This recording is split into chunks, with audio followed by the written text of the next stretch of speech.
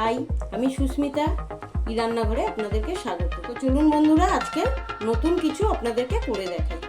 তো আজকে আমার রেসিপি চিকেন পকোড়া। তো আপনারা দেখতে পাচ্ছেন আমি এই চিকেন নিয়ে নিয়েছি, একটু হাড় সহ নিয়েছি, কারণ এগুলো কিন্তু কচকচ করে আওয়াজ হয়, খুব সুন্দর খেতে লাগে। আমি এই মাংসটা ভালো করে ধুয়ে জল ঝরিয়ে পাত্রে নিয়ে নিয়েছি। এবার তার সাথে আমি এখানে নিয়ে নিয়েছি লঙ্কা কুচি, আদা কুচি, রসুন কুচি।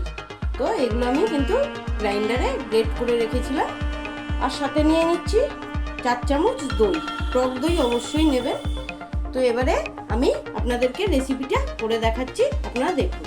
এবার আমি চিকেন পকোড়া বানানোর জন্য 1 চামচ জিরে গুঁড়ো নিয়ে নিচ্ছি।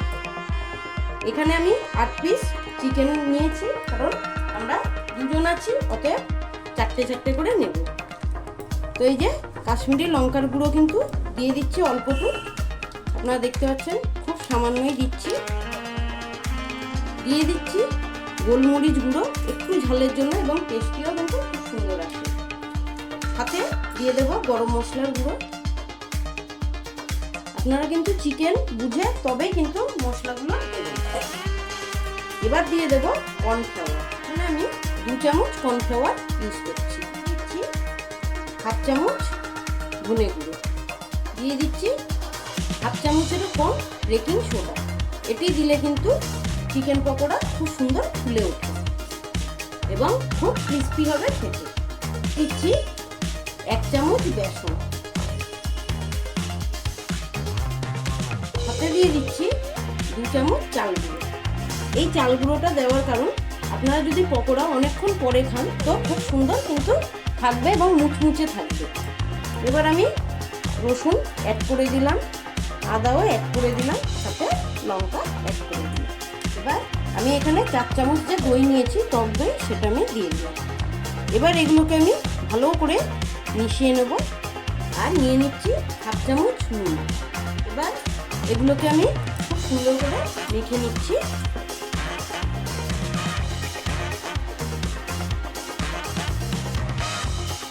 এবার আমি সবকটা মাখানোর শেষে একটা ডিম অ্যাড করে দিলাম। এই ডিমটা কিন্তু অ্যাড করা প্রয়োজন, কারণ পকোড়া কিন্তু খুব সুন্দর হয় এতে।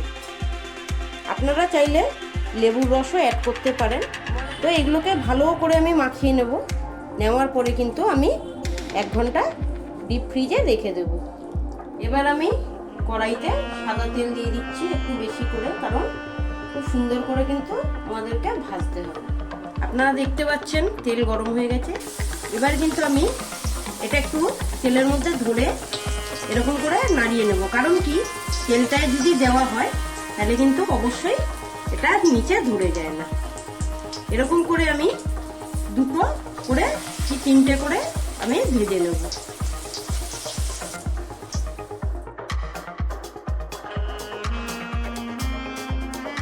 এক পাশটা ভাজা হয়ে গেলে তারপরেই কিন্তু অপর পাশটা উল্টাবে।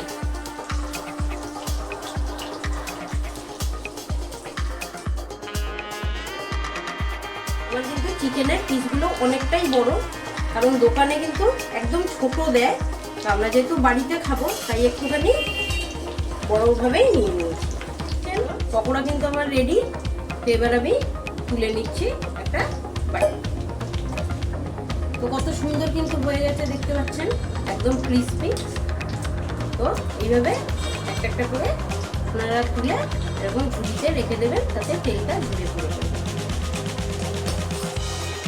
হাই বন্ধুরা, দেখতেই পাচ্ছেন কি সুন্দর কিন্তু আমার পকোড়াগুলো কিন্তু রেডি, এবং আমি খুব সুন্দর করে ডিসপ্লে করে নিয়েছি।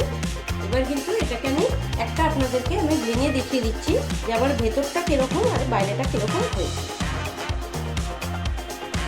তো দেখতে পাচ্ছেন বন্ধুরা কি সুন্দর কিন্তু, দেখুন একদম ভেতরটা কিন্তু একদম হালকা রয়েছে, আর বাইরেটা কিন্তু মুচমুচে একদম টেস্টি হয়েছে।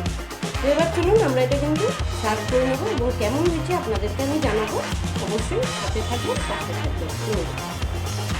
বন্ধুরা, আমার এই রেসিপিটি ভালো লাগলে অবশ্যই কিন্তু কমেন্টের মাধ্যমে জানাবেন, এবং কেমন লাগলো বাড়িতে খেয়ে অবশ্যই বলবেন, এবং আমার চ্যানেলটি কিন্তু সাবস্ক্রাইব করে নেবেন, কারণ আমি যখন নতুন ভিডিও দেবো তার নোটিফিকেশন কিন্তু আপনাদের কাছে চলে যাবে।